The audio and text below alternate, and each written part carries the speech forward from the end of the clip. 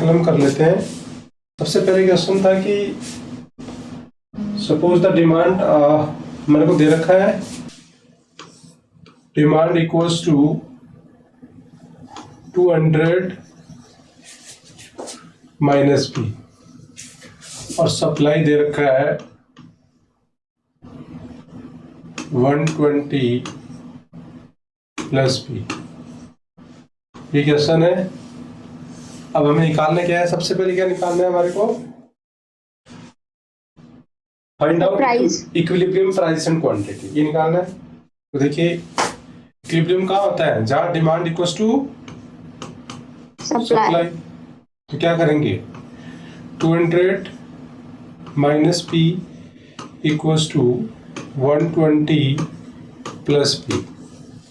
तो ये क्या हो जाएगा? 2p equals to 200 minus 120। तो क्या आ जाएगा? 2p इक्वल्स टू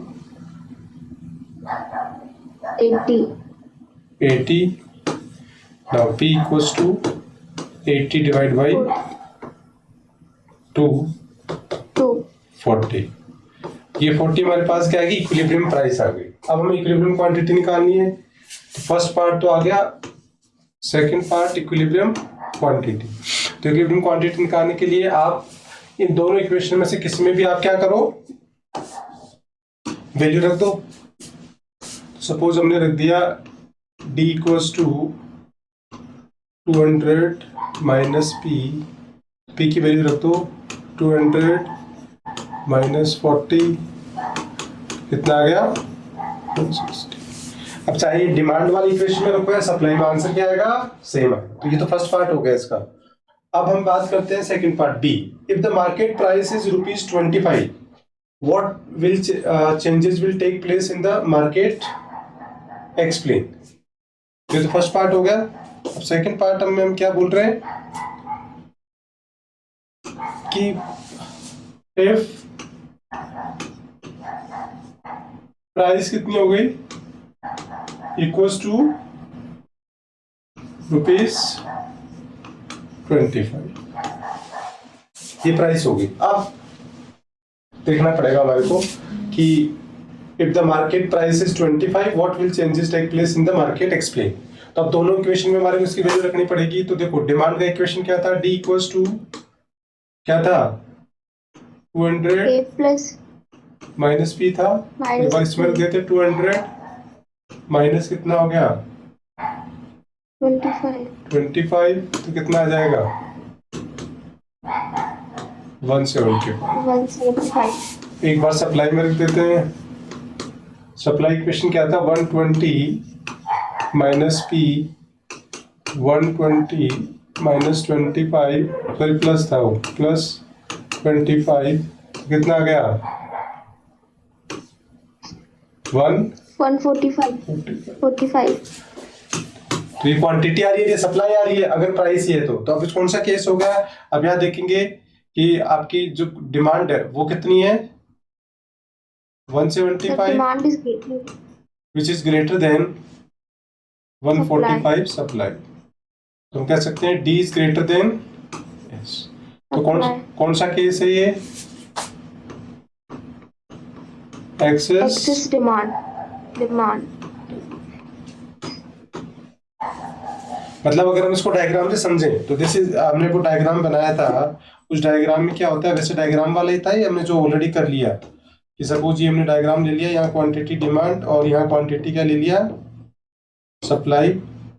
इक्विलिब्रियम है, अभी हम ऑलरेडी कर चुके थे, मतलब उसी का न्यूमेरिकल है।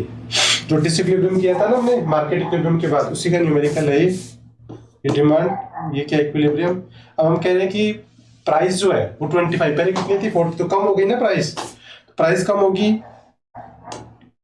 तो क्या होगा? देखो वही केस होगा, एक्सेस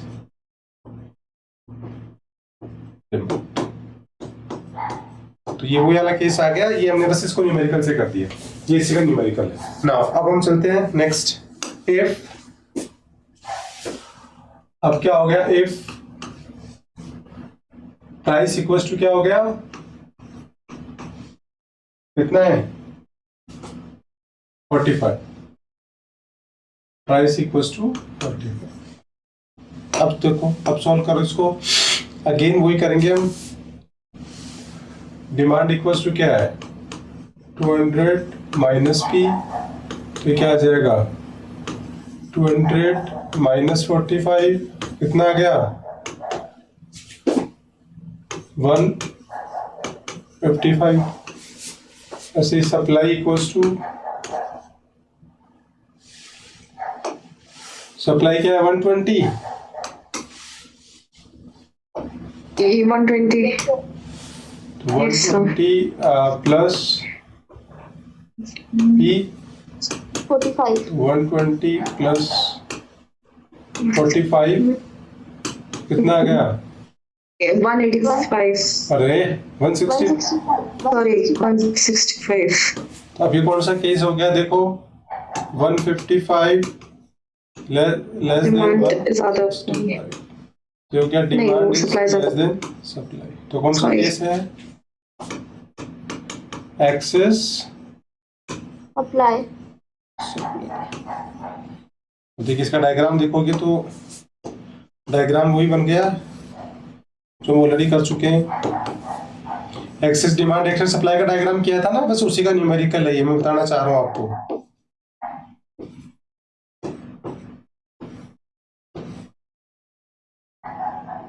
मान लो ये कोई भी प्राइस है, सप्लाई ये डिमांड है। अब प्राइस अगर बढ़ गई, क्योंकि देखो पहले 40 इक्विलिब्रियम प्राइस 48 है, अपन 45 मानी है, तो अभी कौन सा केस हो गया, this is the case of excess supply. तो पहले हमने इसको डायग्राम से समझा था, अब हमने इसको न्यूमेरिकल। तो हम ये कह सकते हैं कि जो फर्स्ट न्यूमेरिकल है वो मार्केट इक्विलिब्रियम का ही न्यूमेरिकल है। पहले हमने मार्केट इक्विलिब्रियम प्राइस निकाली, क्वांटिटी निकाली, मतलब ये वाली, ये इक्विलिब्रियम निकाली, ये प्राइस निकाली, क्वांटिटी, तो ये कितनी आई थी 40, और ये कितनी आई थी, क्वांटिटी कितनी आई थी 160, यस और नो। 160. तो ये हमने निकाला, Yes. तो ये मार्केट इक्विलिब्रियम हो गया। फिर उसके बाद में एक्सेस डिमांड और एक्सेस सप्लाई, ये प्राइस ग्रेड उस इक्विलिब्रियम से ज्यादा हो, इक्विलिब्रियम से कम हो, तो क्या होगा, तो वो एक्सेस डिमांड होगा, एक्सेस सप्लाई होगा। और अब अगर ये पूछा जाए कि then what will be happen, जिनसे लिखा हुआ ये भी लिखना पड़ेगा, if price 45 then what will changes take place in the market, yes.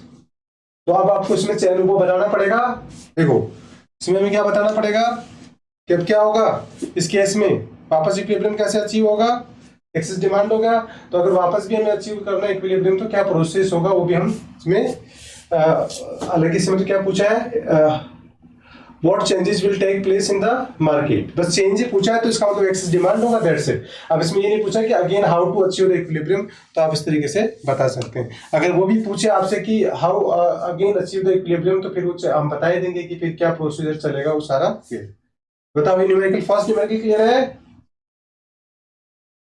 Yes, sir. Yes, sir. ठीक है. अब हम करेंगे सेकंड न्यूमेरिकल। देखिए सेकंड न्यूमेरिकल है,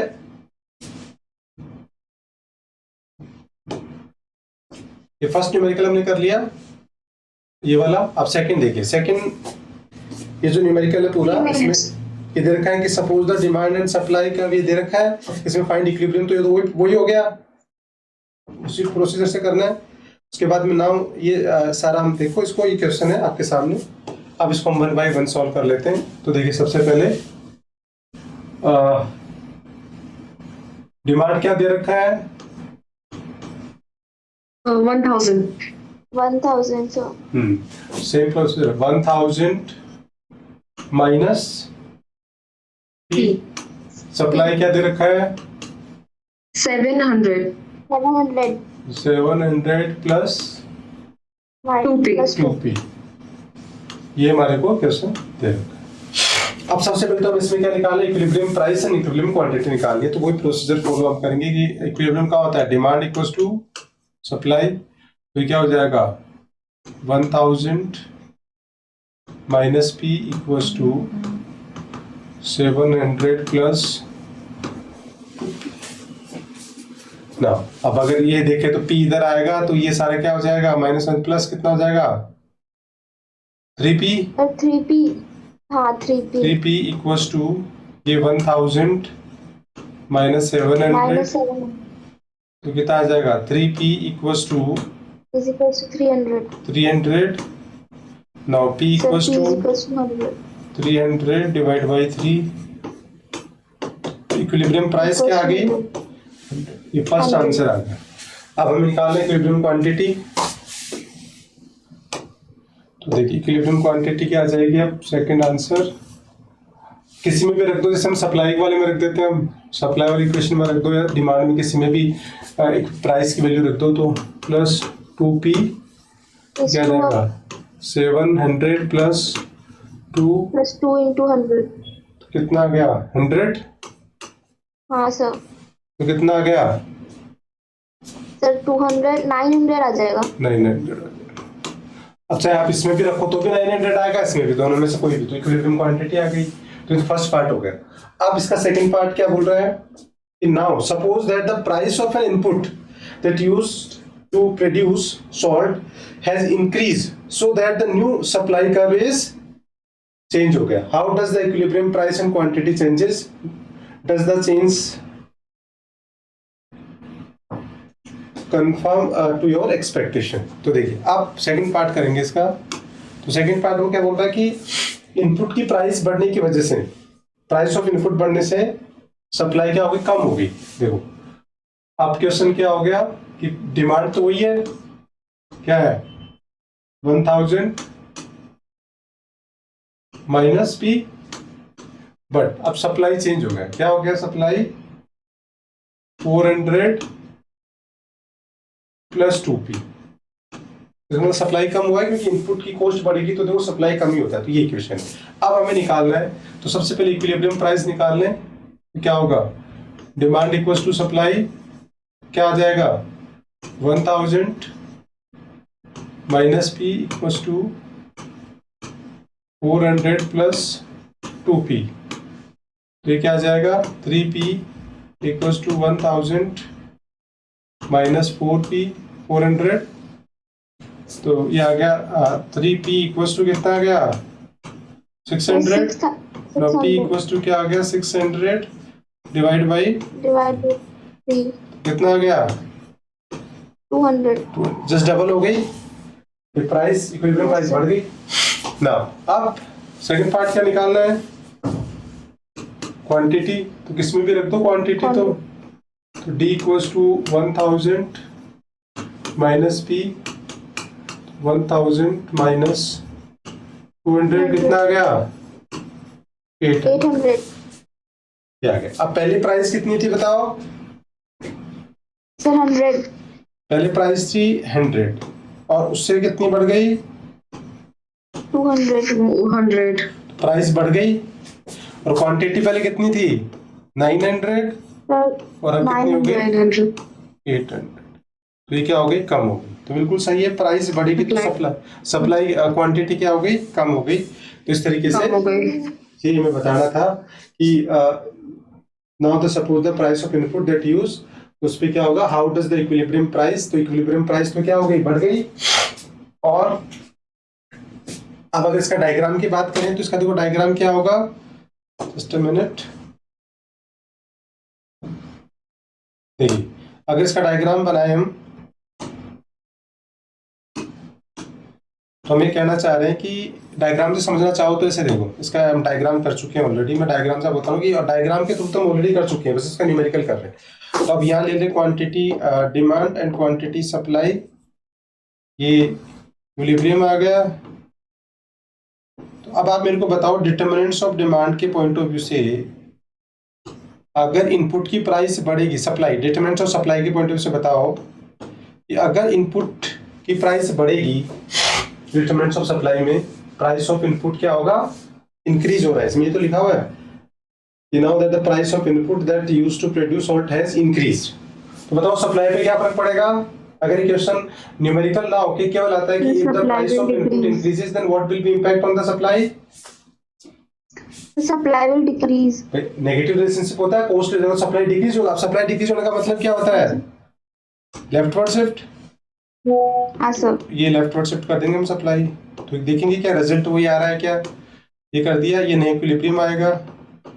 नए इक्विलिब्रियम के लिए अकॉर्डिंग क्या हो रहा है? प्राइस तो क्या हो रही है? बढ़ रही है। रिजल्ट क्या आ रहा है? और क्वांटिटी क्या हो रही है? कम। क्या ऐसा हो रहा है? बिल्कुल हो रहा है। देखो प्राइस बढ़ रही है और क्वांटिटी क्या हो रही है? तो ये हम ऑलरेडी कर चुके हैं ना पहले, यस और नो? डायग्राम में तो हमने पहले कर लिया ना कि if demand remain constant supply decrease और सप्लाई Yes, sir. इंक्रीज किया था, यस और नो? Yes. Yes, sir. वो सॉरी वेरियस कंडीशन में किया है हमने, तो वो ही उसी का न्यूमेरिकल आ गया। ऐसे ये डिमांड का ही बन सकता है, ऐसे सप्लाई का भी बन सकता है। तो आई होप ये क्लियर है क्या? Yes, sir. ये न्यूमेरिकल है इसका डायग्राम, ये एक साथ आप देख सकते ना। अब इसी के अंदर फिर आगे क्या दे रखा है? नाउ सपोज क्या हो गया? Suppose the government has impose a tax of ₹3 per unit sale of salt, how does it affect the equilibrium? तो ये भी देखो डिटरमिनेंट्स ऑफ सप्लाई का ही क्वेश्चन है कि गवर्नमेंट पॉलिसीज में टैक्स और सब्सिडी होता है। तो वही अब मैं करके दिखा रहा हूँ, फिर मैं आपको वैसे करके दिखाऊंगा। तो अब हम कह रहे हैं कि डिमांड सप्लाई हमारा वही रहेगा। डिमांड क्या है? डिमांड इक्वल्स टू क्या है? 1000 plus not plus Minus P. Minus p, और सप्लाई क्या है? 700 प्लस N plus P. 2, ये दे रखा है। और अब इसमें आ गया जीएसटी। क्या आपको टैक्स दे रखा है? जीएसटी कितना दे रखा है? रुपीज, ये टैक्स का दे दिया। इससे पहले वाला इनपुट का था, ये टैक्स का है। तो अब इसको कैसे सॉल्व करेंगे? देखिए वो इक्विलिब्रियम का होता है, डिमांड इक्वल्स टू सप्लाई। इसमें तो ये पूछा है ना कि sales how does effect the equilibrium price and quantity. बस इक्विलिब्रियम प्राइस और क्वांटिटी में क्या फर्क पड़ेगा? तो देखिए अब ये यहाँ रख दो value 1000 minus p equals to 700 plus. अब जो टैक्स होता है वो कौन पे करता है बताओ? अगर जीएसटी टैक्स लगेगा तो कौन पे करेगा? हम लोग ही करेंगे कॉमन की। अरे भाई आज आप Consumer ही कंज्यूमर पे करता है ना, और कंज्यूमर क्या पे करता है? प्राइस। तो प्राइस में इंक्लूसिव, देखो आप जब कोई प्रोडक्ट खरीदते हो तो उसमें लिखा होता है inclusive of all tax, yes और नो लिखा होता है। Yes, sir. तो इसका मतलब प्राइस के इंक्लूड, प्राइस के अंदर होता है, तो प्राइस में से उसको माइनस करना पड़ेगा। तो देखो यहाँ 2p-3 ऐसे लिखना पड़ेगा, बस ये इक्वेशन बनाना है। इसका मतलब ये क्या होगा कि जो प्राइस के अंदर वो टैक्स आपको क्या करना है? इंक्लूड करना है। तो अब ये क्या इक्वेशन बन जाएगा? देखो 1000 माइनस पी इक्वल्स टू दूसरी सर 7000 प्लस 2p माइनस क्या हो जाएगा? 6. 6 आ गया, 2p माइनस 6। अब इसको हम सॉल्व करेंगे तो ये 3p आ जाएगा,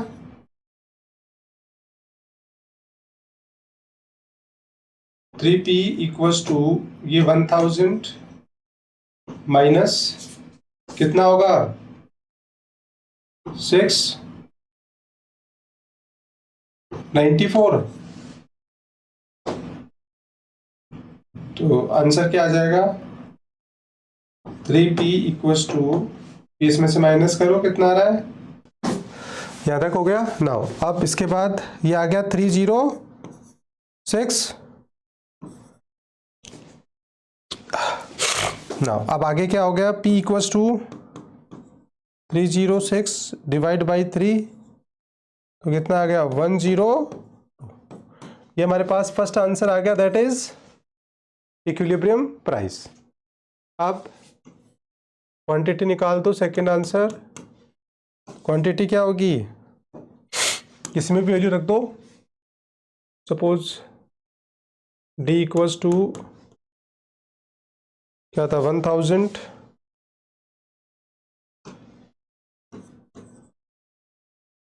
minus p equals to 1000 minus 102, कितना आ गया? 898। तो अब पहले प्राइस कितनी थी?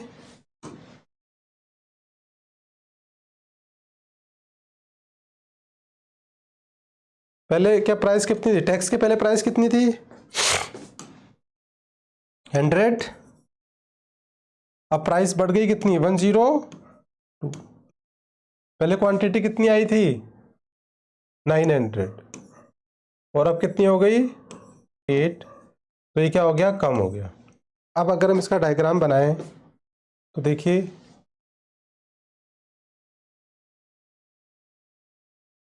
डायग्राम इसका बनाएंगे तो ये डायग्राम बन जाएगा इसका,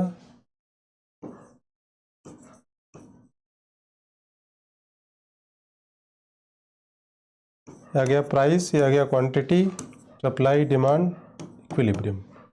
नाउ यहाँ लिखेंगे हम, अब ये तो मार्केट इक्विलिब्रियम आ गया। अब हम कह रहे हैं कि टैक्स बढ़ने से, अब तो टैक्स सप्लाई का पार्ट है, डिटरमिनेंट्स ऑफ सप्लाई में आएगा, तो टैक्स बढ़ने सप्लाई पे क्या फर्क पड़ेगा, सप्लाई क्या होगी डिक्रीज होगी, तो ये हम इधर डिक्रीज कर देंगे इसको, तो जैसे डिक्रीज करेंगे तो रिजल्ट वही आ रहा है जो हमारा न्यूमेरिकल में आया है कि प्राइस बढ़ेगी, क्वांटिटी क्या होगी कम। यस और नो, क्लियर है। हमने इनपुट का लिया था, फिर टैक्स का ले लिया और ये न्यूमेरिकल। तो अब आप देख रहे हो कि इस तरीके से क्वेश्चन डायरेक्ट डिटर्मिनेंट्स का भी आ सकता है, न्यूमेरिकल के थ्रू भी आ सकता है, ये अल्टीमेटली डिटर्मिनेंट्स ऑफ सप्लाई का क्वेश्चन था, ऐसे डिटर्मिनेंट्स ऑफ डिमांड का भी आ सकता है। तो आई होप आप समझ गए, न्यूमेरिकल प्लस डायग्राम से दोनों से हमने कर लिया है। थर्ड क्या है, suppose the market determined rent for the apartment is too high for the common people to afford. If the government comes forward to help those seeking apartments on the rent by imposing control on rent, what impact will have on the market for the apartment? Explain using the diagram. बताओ इसके बारे में, बताओ कुछ समझ में आ रहा है कि क्वेश्चन, ये वैसे न्यूमेरिकल नहीं है, ये तो एक तरीके से एप्लीकेशन बेस्ड क्वेश्चन है। न्यूमेरिकल तो वो 3 ही थे जो हमने कर लिए ना, ऐसा कोई एप्लीकेशन बेस्ड क्वेश्चन आ सकता है, तो फिर आंसर क्या लिखोगे इसका, क्या समझ, कौन सा कॉन्सेप्ट अप्लाई हो रहा है इसमें। वैसे इसमें इंट दे रखी है कि कौन सा कॉन्सेप्ट अप्लाई हो रहा है, बताओ। मैक्सिमम कंट्रोल प्राइस, बिल्कुल। तो इसमें क्या हो गया, वो ये कह रहा है कि जैसे सपोज हमने इक्विलिब्रियम ले लिया, इसमें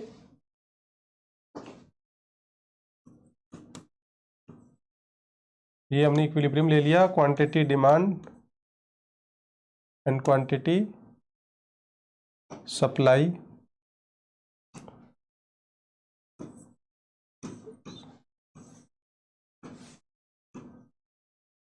ये हमने ले लिया एज मार्केट इक्विलिब्रियम। अब देखो क्वेश्चन को पढ़ोगे आप तो क्या बोल रहे हैं कि suppose the market determine rent for apartment is too high for the common people afford. मतलब जो इक्विलिब्रियम प्राइस है, मार्केट प्राइस, वो हम ये मान के चल रहे हैं कि बहुत ज्यादा हो गई, अचानक की प्राइसेस बढ़ गई। अब रीजन कुछ भी हो सकता है कि मार्केट में प्राइस इतनी ज्यादा बढ़ गई, इतनी टू हाई हो गई कि उससे कॉमन मैन क्या नहीं हो पा रहा है, अफोर्ड नहीं कर पा रहा है।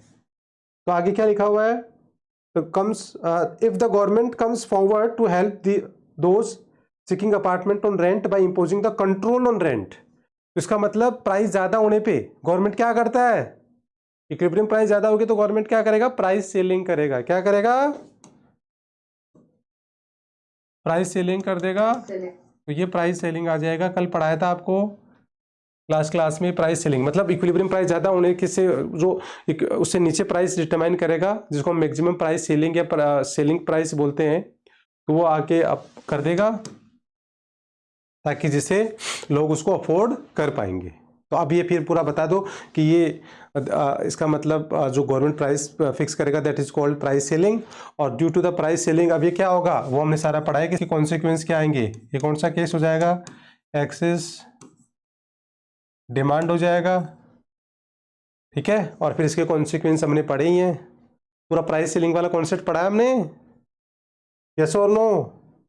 आगे क्या बोला है, seeking apartment imposing the rent, what impact will have on the market for the apartment, explain using the diagram.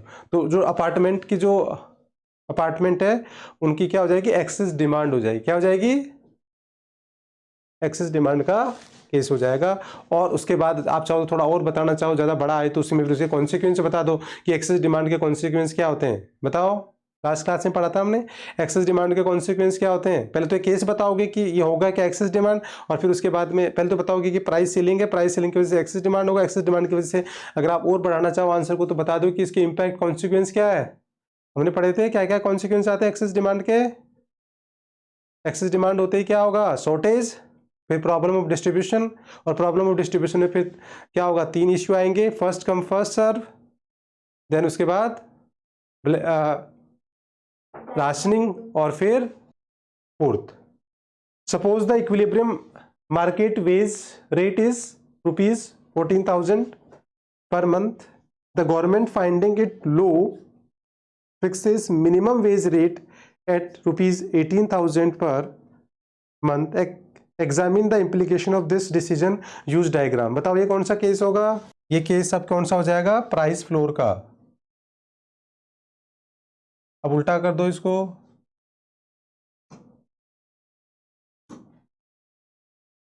Wage rate मान लो वो कह रहा है कि भाई वेज रेट जो है वो 14 मतलब इक्विलिब्रियम प्राइस, ये जैसे उन्होंने कहा कि जो इक्विलिब्रियम वेज है वो कितनी है 14,000, जो बहुत कम है।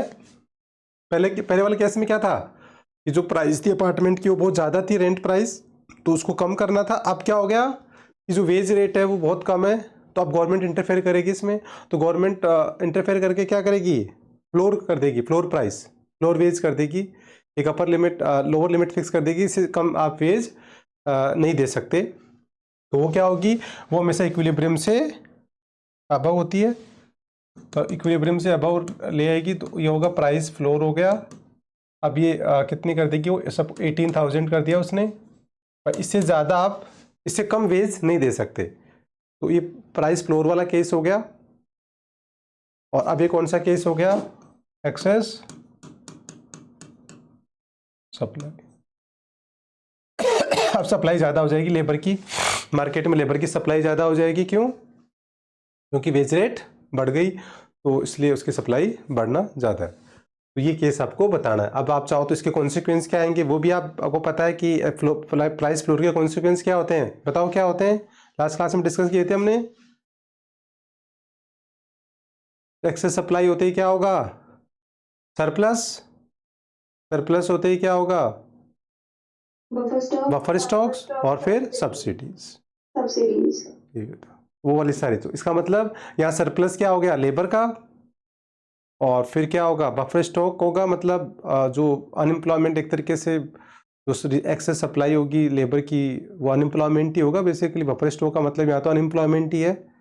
और फिर गवर्नमेंट क्या करेगी, अनएम्प्लॉयमेंट स्कीम लॉन्च करेगी, यही मतलब हुआ इस केस में। तो यस और नो, सब्सिडी का मतलब यहाँ गवर्नमेंट अनएम्प्लॉयमेंट स्कीम लॉन्च करनी पड़ेगी फिर। तो इस तरीके से ये वाला केस। तो देखो अब हमने प्राइस सीलिंग और प्राइस फ्लोर पे एप्लीकेशन क्वेश्चन कैसे आ सकता है वो कर लिया, और मार्केट इक्विलिब्रियम पे और उसके डिसइक्विलिब्रियम पे कैसे क्वेश्चन बनते हैं न्यूमेरिकल, वो भी हमने डिस्कस कर लिए। और इसके साथ ये भी क्लियर हो गया कि डिटर्मिनेंट्स ऑफ डिमांड और सप्लाई से भी क्वेश्चन आ सकता है। तो आई होप ये क्लियर है क्या आप।